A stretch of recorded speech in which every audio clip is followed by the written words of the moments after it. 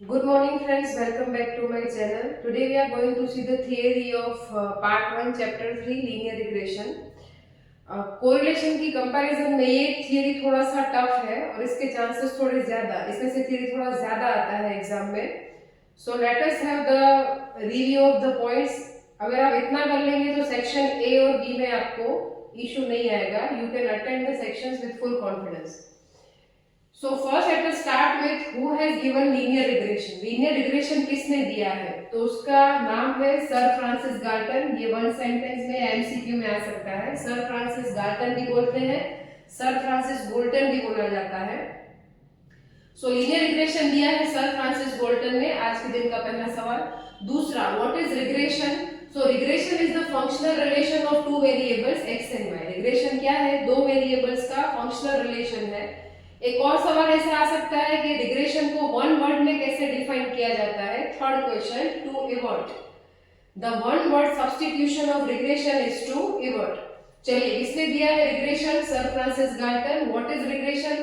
दो वेरिएबल्स का equational relation, functional relation of two variables X and Y. The functional relation of two variables X and Y is known as regression and the one word meaning of regression is to evert.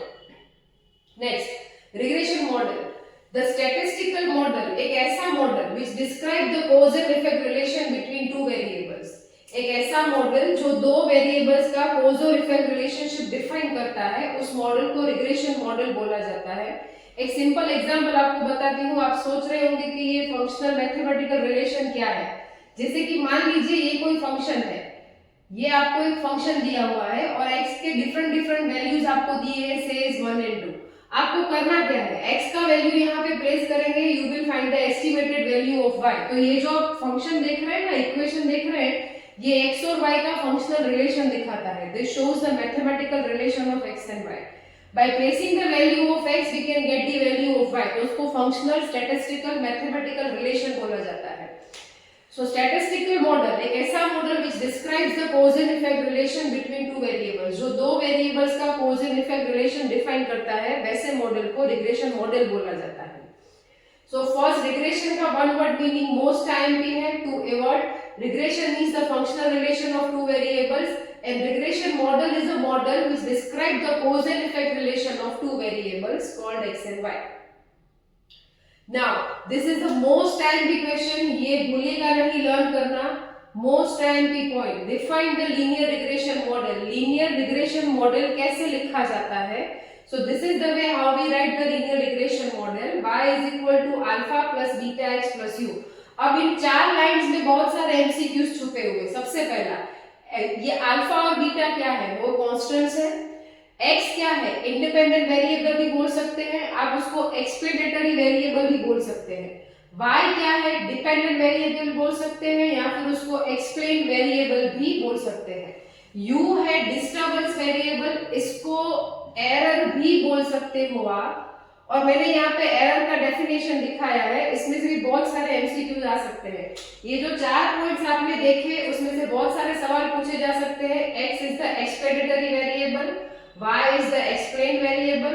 In other words, x is the independent variable and y is the dependent. u को disturbance variable बोला जाता है, कभी-कभी error भी बोला जाता है. So this is linear regression model. ऐसे define किया जाता है. Most time the question है. Now, जो chapter का नाम है, what is linear regression? See, first we have seen regression, regression model, linear regression model and linear regression का definition. A functional relation, आप functional बोलो, statistical बोलो, mathematical बोलो, between two correlated variable which helps in estimating the value of dependent variable for some given value of independent variable. एक ऐसा functional relation जहाँ पे आप एक dependent variable का value find कर सकते हो, but condition ये है कि आपको independent variable का value दिया हुआ होना चाहिए. जैसे कि मैंने ये आपको functional relation दिखाया, आपको ऐसा डाउट हो मैम इसमें इंडिपेंडेंट कौन है, डिपेंडेंट कौन है, तो यहाँ पे इंडिपेंडेंट x है. x का वैल्यू प्लेस करेंगे तो आपको y का एस्टिमेटेड वैल्यू मिलेगा. तो आप ऐसा बोल सकते हैं that y is dependent on x. तो ये जो रिलेशन आपने मेंटेन किया, functional relation between two correlated variables which help, जो क्या हेल्प करते हैं आपको? Estimating value of dependent variable. आप y का वैल्यू एस्टिमेट कर सकते हो for some given value of independent variable, जहां पे आपको x की गिवन वैल्यू प्लेस करनी है so that you can find the value of y। इसमें से अगर मैं आपको सच बताऊं तो ये जो फर्स्ट वाला है और जो ये थर्ड वाला है, these two are the most IMP, ये सबसे ज्यादा इंपॉर्टेंट है, इन दोनों में से एक एग्जाम में आए। Let's move on to the next. What is linear regression that we have discuss right now. Linear regression का मतलब क्या होता है, किसी एक वेरिएबल का वैल्यू एस्टिमेट करना for some given value of the independent variable. अब next point is methods to study. We have two methods, scatter diagram and least square method. अब इसमें से तीन सवाल आ सकते हैं। पहला, which one is the best method in regression? So this is least square method is the best method.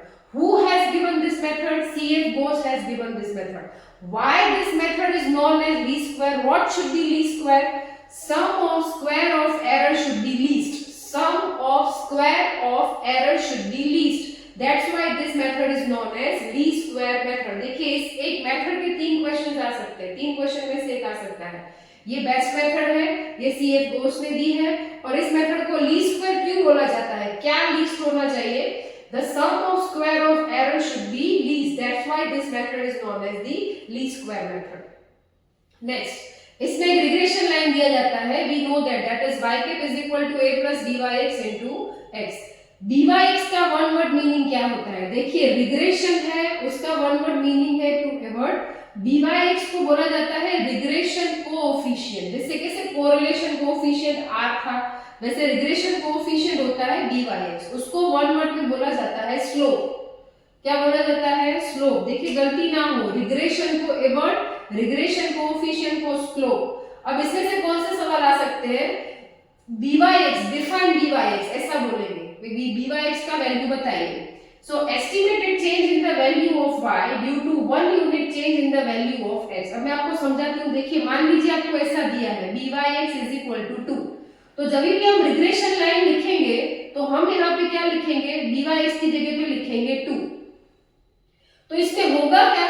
If you change the value of x by 1 unit, the value of y will change by 2 units। अगर आप x का value 1 unit से change करेंगे ना तो 2 into 1, 2 1 जा 2, y की value में 2 यूनिट्स का चेंज आएगा।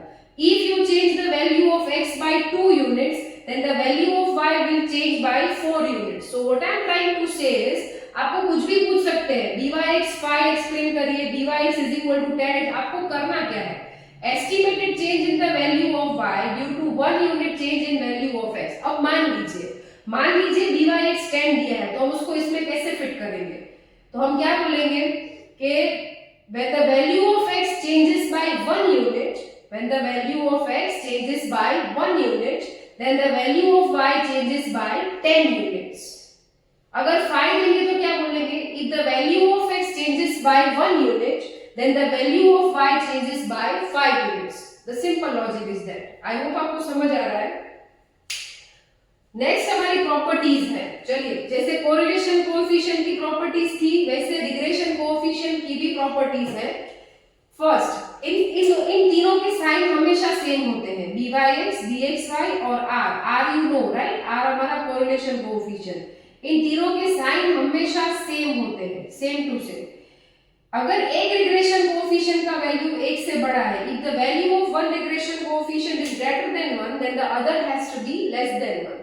Third, regression coefficients are independent of change of origin। Now you know what is change of origin? Plus minus, changes of plus minus and change of scale। ये 1 mark में आ सकता है।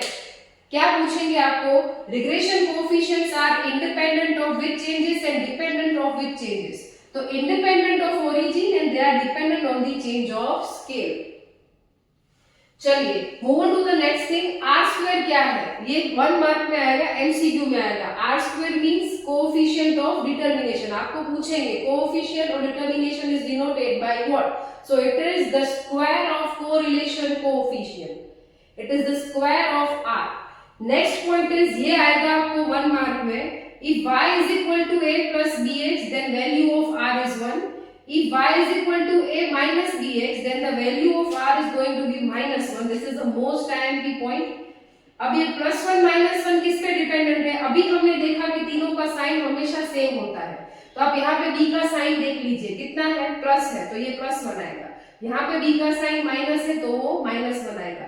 यहाँ पे error नहीं है, इसीलिए जब भी एरर नहीं होता है तभी दो वेरिएबल्स के बीच में परफेक्ट रिलेशन होता है, परफेक्ट कोरिलेशन। देखिए मैंने यहाँ पे लिखा है, दो चीजें ऐसी हैं जहां पे आपका एरर जीरो हो जाएगा। एरर जीरो कब होता है, जब आपका sample point is on the fitted line, when the sample point, आपका कोई भी एक्स और वाई का सैंपल पॉइंट है, वो एग्जैक्ट रिग्रेशन लाइन पे आता है, तब एरर जीरो आता है।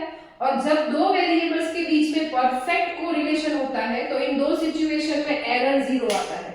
मैंने पूरी कोशिश की है कि मैं हर एक पॉइंट के साथ आपको शॉर्ट में सारे वन सेंटेंसेस बता, जैसे प्रॉपर्टी में मैंने 3-4 बता दिए, इसमें मैं ये ली स्क्वायर मेथड के 3-4 बता दिए।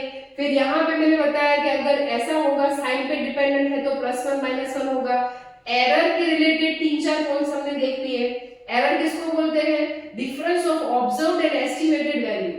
डिफरेंस ऑफ, ये है ऑब्जर्व्ड वैल्यू, y मतलब होता है ऑब्जर्व्ड वैल्यू और y कैप होता है एस्टिमेटेड। इन दोनों के डिफरेंस को बोला जाता है एरर।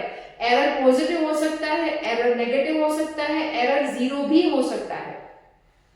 अब एरर जीरो दो सिचुएशन में होगा। कौन सी दो सिचुएशन में, अगर आपका sample point exit regression line पे आ रहा है तो वो जीरो होगा, और दूसरा अगर दो वेरिएबल्स के बीच में परफेक्ट कोरिलेशन है तो वो जीरो होगा। रेडी। और सबसे आखिर में what is the importance of regression line, regression का इंपॉर्टेंस क्या है। Chances of question are very less, but फिर भी हम देख लेते हैं। रिग्रेशन हमें कहाँ हेल्पफुल होता है, to make the estimation, future के एस्टिमेट निकालने के लिए, टू कंपैरेटिव स्टडी करने के लिए हेल्पफुल होता है, फ्यूचर डिसीजन मेकिंग में हेल्पफुल होता है, एरर्स फाइंड करने में हेल्पफुल होता है। Businessman, economist, industrialist, politicians use regression also. तो ये हो गया उसका इंपॉर्टेंस। आई होप आपको ये वीडियो यूजफुल लगा होगा, और अगर यूजफुल लगा है then please like, share, subscribe and share with your friends. Thank you so much.